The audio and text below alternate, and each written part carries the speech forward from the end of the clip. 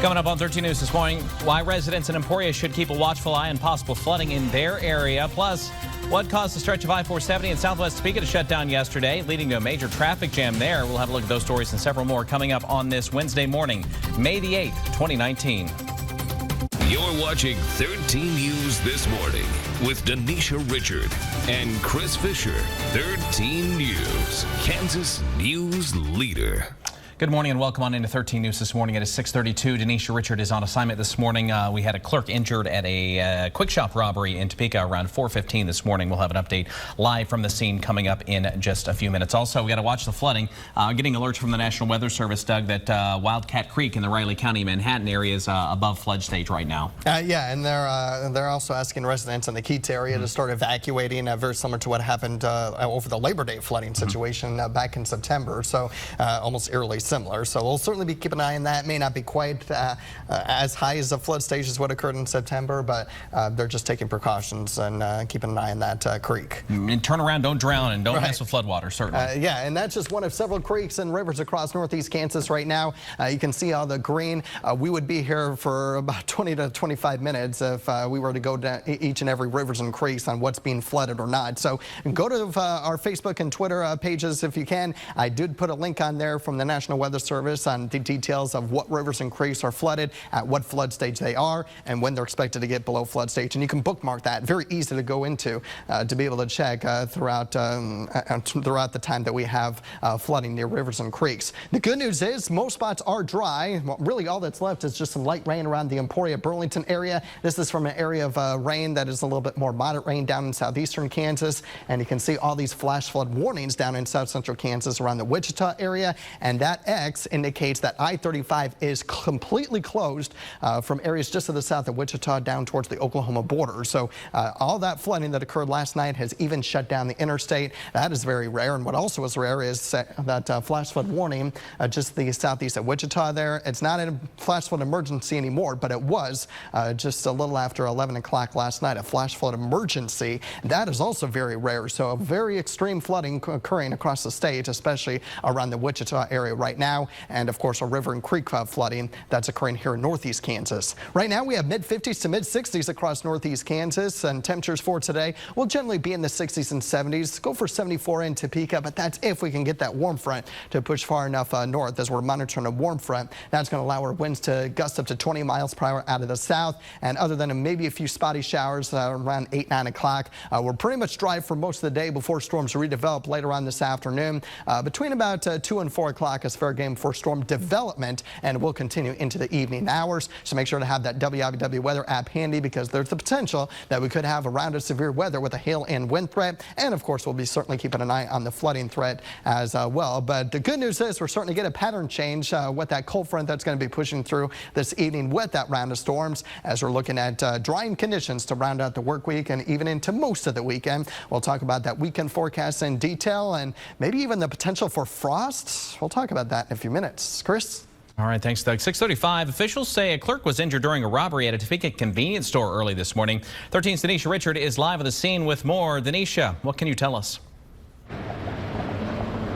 Well, Chris, I'm here at the Quick Shop off of 17th and Topeka, right near the Kansas Expo Center. Officials say one clerk was injured after an early morning robbery here at the Quick Shop. Take a look at the scene here. You can see that there is crime scene tape surrounding the Quick Shop. There are also officers here on scene, including investigators and detectives. Now, what we do know is that officials were called here to the Quick Shop a little before 4:15 this morning. They say when they arrived, they did find a clerk down. Now, the extent of the clerk injuries at this time, that has not been confirmed, but we are working on finding out the condition of the clerk. They did say the clerk was transferred to a local hospital. They also say that the suspect was arrested, so they are no longer looking for a suspect at this time. Now, the Quick Shop convenience store is currently closed until further notice, but officials have said that the gas area of the Quick Shop is still open, so if you want to come get gas, you are still able to do so. Of course, this is a developing story. We'll be providing updates throughout the morning and on WIBW.com. Chris? And it is pay at the pump at that gas station. Thanks for that, Denisha Richard, live from 17th and Southwest Topeka Boulevard. In other news this morning, one man is in the hospital after an early morning car crash in Silver Lake. The Shawnee County Sheriff's Office says that happened just before 12:30 this morning. They say the man was driving west on US 24 in Silver Lake when he misjudged that curve and veered off the road, striking 5 vehicles parked at Moore Tire Center in Silver Lake Auto. Officials say that the man's Ford Focus flipped over the vehicles and landed on its side. Sergeant Scott Wanamaker said the man was able to get out of the car and walk to a nearby home where he asked for help. He was taken to the hospital with non-life-threatening injuries. The cause is under investigation. However, officials think alcohol may have played a factor. We have an update on a wreck that sent 2 people to the hospital and shut down a stretch of I-470 in southwest Topeka yesterday. Kansas Highway Patrol says 24-year-old Mark Brown of Burlington was heading east when his vehicle crossed the median between Gage and Fairlawn and collided head-on with an oncoming pickup driven by 53-year-old Todd Fairchild of St. Mary's. Westbound lanes of I-470 were closed for a couple of hours as crews cleared the scene. KHP says both Brown and Fairchild suffered serious injuries but are expected to be okay. Investigators are still trying to determine why Brown's vehicle crossed the median. A wreck in Manhattan last night sent several people to the hospital. Riley County police officers say that 2 vehicles collided just after 6 p.m. at the intersection of Tuttle Creek Boulevard and Kimball. Officers say that a minivan ended up on the shoulder while the impact sent a car down an embankment. Police did not say how seriously anybody was injured there. Well, if you're heading south towards Oklahoma today, listen up. There are a number of road closures in the southern part of the state due to flooding. Flash flood emergency is a very rare warning issued by the National Weather Service, but that was the case just after 11 last night. Dangerous flooding on the turnpike has forced officials to close I-35 south of Wichita. Officials do not want any drivers on the interstate right now. The closure is causing chaos among confused drivers who are trying to go further south, but right now it is not safe to do so. Hundreds of semis are stranded at the Kansas Star Casino's parking lot, either riding out the storm or trying to find an alternate route. Our sister station, KWCH, spoke to KTA workers directing traffic, and they say in 30 years they have never seen flooding this bad. Folks in Emporia are keeping a watchful eye on any more possible chances of rain coming in. Monday night storms flooded several city streets there. Those reopened yesterday, but a few county roads just outside of Emporia remained underwater. And with the Negotiation and Cottonwood rivers on the rise, officials remind you to, of course, turn around, don't drown. We really don't want you in the floodwaters at all. We don't want you walking in the floodwaters. We don't want you driving through them. I think it's as little as 6 inches of flowing water can knock a person down, and as little as a foot of water can sweep your car away. Welsh says even if it looks like just a few inches of water on the road, you don't know for sure how deep it is. People in Osage County spent the day cleaning up yesterday from the mess straight line winds left behind. The storms there downed tree limbs, snapped telephone poles, and even sent a massive tree into a home in Linden. People were home inside when it came through the roof. Nobody was hurt. They hope to patch up the roof as soon as the tree gets removed. Nearly all the power was back on last night in Osage County. Highway 68 north of Quinamo was closed most of the day while crews repaired down lines. It even forced the Maridazines Valley School District to close its elementary school in Quinamo yesterday. With power restored, the district told us that school is back on for today. And emergency managers in Riley County are telling residents near Wildcat Creek that it's time to get to higher ground. This is file video from last year during the flooding. The alert is for those who also saw heavy flooding at this time and had to evacuate last fall. The creek is already 1 foot above flood stage as levels quickly rose overnight. So anybody around the flooding areas of Wildcat Creek, you're being told to evacuate right now. Authorities do not believe foul play is suspected in a southwest Topeka death. Topeka police say that a person found a man's body around 6:30 last night in a wooded area in the 3000 block of Southwest Armstrong. The area is behind the Hy-Vee grocery store at Southwest 29th and Wanamaker. They believe the man is in his 20s to even 40s. They do not know yet who he is. TBD says that it appears that the man passed away just a few hours before that he was found. Well, coming up, Uber and Lyft drivers take a stand against the ride-sharing companies they work for. Straight ahead, we'll tell you why the drivers are going on strike today and what they are demanding. It's right around the corner. 6:41, you're watching 13 News this morning. You're watching 13 News, Kansas News Leader. Welcome back in. It is 6:43. 1 student was killed, 8 others hurt in a school shooting in Colorado. That happened yesterday afternoon at the STEM school, Highlands Ranch near Denver. Investigators say that 2 suspects were taken into custody. The shooting occurred just 8 miles away from Columbine High School.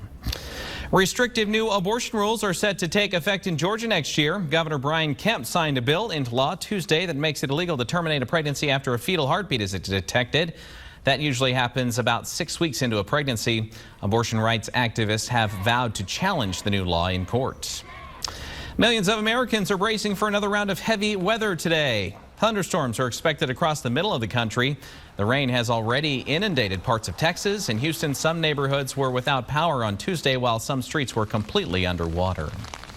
Now for money news on this Wednesday. The China trade war shook Wall Street Tuesday. The Dow dropped 473 points. NASDAQ fell 159. The S&P 500 lost 48. Chinese officials are heading to Washington for last-minute negotiations. If no deal is reached by 12:01 a.m. this Friday, President Trump says that he will raise tariffs from 10% to 25% on $200 billion worth of goods. The Chinese are then expected to retaliate with their tariffs of their own. Uber and Lyft drivers are planning a massive strike today over work conditions and pay rates ahead of Uber's planned initial public offering on Friday. Drivers are demanding job security, livable incomes, and caps on the company's commissions. The strike will involve at least 8 U.S. cities, including New York, Chicago, and Los Angeles. Google has released a new, relatively inexpensive Pixel phone called the Pixel 3a. At $399, it is about half the price of the Pixel 3. The cheaper phone has one front camera instead of two and no wireless charging. But tech analysts and reviewers expect the Pixel 3a to make Google a more serious competitor to Apple and Samsung. This is your 13 weather forecast with Doug Myers. Well, other than some light rain down towards Emporia and Burlington, we're starting to see dry conditions right now. You can see our Emporia camera sponsored by ValueNet. A little bit of light drizzle or some sprinkles right now. Now all that's really left with, at least this morning, is the river and creek flooding. And there's a lot of them. We have Wildcat Creek in the Keats area. Wakarusa River in Wakarusa here in Shawnee County has just been issued a flood warning. So we have a lot going on across northeast Kansas with all the rivers and flooding. I do have a link posted on Facebook and Twitter, and I'll put that link on our daily web story on WIBW.com just in case you don't have social media. You click that link and there's going to be a whole list of flood and creek flooding and the details on when the flood stages is expected to get back below flood stage, and you get all the details there, because we would be here for 20 minutes if I went through every single river and creek that's near or above flood stage. Right now we are in the yellow card due to that flooding and a few showers in our southern communities. Our People's Insurance Group Road Risk Index mid-50s to mid-60s across northeast Kansas right now, and temperatures will be warming into the 60s and 70s across all northeast Kansas. They'll go for 74 here in Topeka, and then you can see temperatures drop down into the 60s, 50s, and even down in the 40s overnight. That'll be the first time we get down in the 40s since the 4th day of the month. So we've been somewhat mild over the past several days, and we're going to start to cool down here in the next couple days.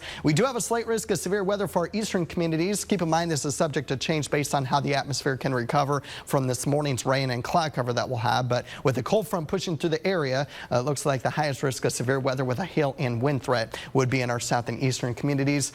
This is 6 o'clock. Of course, showers and thunderstorms could develop a little bit earlier than that, but showers and thunderstorms developing probably close to 3, 4, 5 o'clock and continuing into the overnight periods. That was actually this morning, rather, and here comes the second round that could be severe with a hail and wind threat later on this evening. And as far as how much rain we could get, and you can see we're not getting a whole lot of rain for most of the day today. You can see through 4 o'clock we're still pretty much dry, and then as we head towards the evening hours, notice by 9 o'clock, this is one model, and keep in mind this is just one computer model's opinion, there could be a line, not necessarily in this area, but there could be an area of 1 to 2 inches plus, depending on where some of the heavier rainfall downpours go. So we're not done yet with the heavy rain, so with that in mind, make sure to keep that WIBW weather app handy on your phone and check that out as we go throughout the day and keep you updated on the latest forecasts. All the rain should be over with by about midnight, 1 o'clock. We're down in the 40s overnight and only topping out in the 50s, and it will be breezy too. Winds gusting around 25 miles per hour tomorrow. So with the cloud cover and the breeze and how it's going to be 15 to 20 degrees cooler than today, you'll certainly feel it. So make sure to grab those sweatshirts and the jackets and have that ready for tomorrow. And then I would not be surprised if some spots in north central Kansas Thursday night, Friday morning got down in the mid 30s. So maybe a little bit of patchy frost in north central Kansas. We're talking maybe Washington, Concordia. Clay Center might be a little bit too far south. Marysville might be a little bit too far east, but we'll certainly be keeping an eye on that. Otherwise, we're warming up as we head towards Friday through the weekend. Chris? All right. Thanks, Doug. It is 6:48. Coming up, how one school in Wisconsin is honoring their educators in a memorable way for Teacher Appreciation Week. Plus, a town in Australia goes dark after a dust storm sweeps across the area. Incredible video there. We'll tell you what happened coming up in just a few minutes. You're watching 13 News this morning. We'll be right back.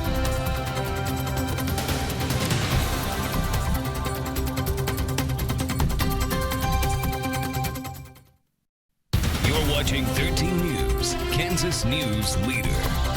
6:51. Welcome back in. It's time for a look at what's trending this morning. It's Teacher Appreciation Week, and one school in Wisconsin showed support for their educators in a flashy way. 4th and 5th graders blindfolded their teachers and escorted them to the parking lot where a fleet of Corvettes was waiting. Each teacher got a ride to lunch in style. The teachers say they plan to return the favor to their principal very soon. A county jail in Florida is seeing great success among inmates since they've adopted a new program. They started a pause on parole when they found 2 lovable pups who otherwise would have been euthanized. The 8-week program lets inmates teach dogs behavioral training. The jail has seen a 99% success rate where the inmates adopt the dogs after being released. A massive dust storm covered an Australian town and plunged into darkness as it rolled through. This time-lapse video shows the storm quickly dimming the skies. A witness says the storm lingered for about an hour before moving on and skies cleared again. Those are a few of your trending stories. Doug, what was that called? Well, I don't know if it's officially a haboob. A haboob. He says that it's a haboob or a dust storm there. Share your favorite trending stories with us by using the social media hashtag WIBW. Doug's back with your weather after the break. This is your 13 weather forecast with Doug Myers. Well, with all the flooding that we've had the past couple of weeks, we are looking at a drier weekend ahead. Maybe some light rain showers Saturday, but not enough to cause any outdoor plans to be a change. But just stay updated on the forecast. We'll be in the upper 60s and low 70s. A beautiful Mother's Day weekend, especially on Mother's Day itself for Sunday. Chris? All right, thanks for that, Doug. Coming up, 13's Denisha Richards is live at the scene of a robbery where a convenience store clerk was taken to the hospital with life-threatening injuries. Plus, why residents near Wildcat Creek should get to higher ground. We'll have the warning coming up in just a few minutes. 6:55, you're watching 13 News this morning.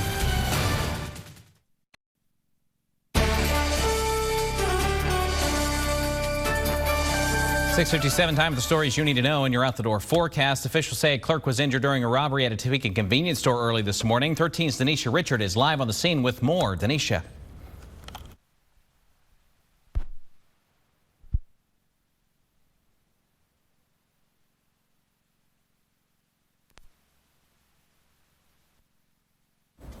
And unfortunately, we're having technical difficulties with the audio there. What we do know is that it happened around 4:15 at the Quick Shop at Topeka Boulevard and 17th Street. They arrived to find a clerk down behind the counter. He was taken to the hospital with life-threatening injuries. We'll have more information at WIBW.com. One man is in the hospital this morning after an early morning crash in Silver Lake. That happened just before 12:30, and officials say a man was driving west on 24 in Silver Lake when he misjudged a curve and veered off the road. He struck 5 vehicles parked in the Moore Tire Center.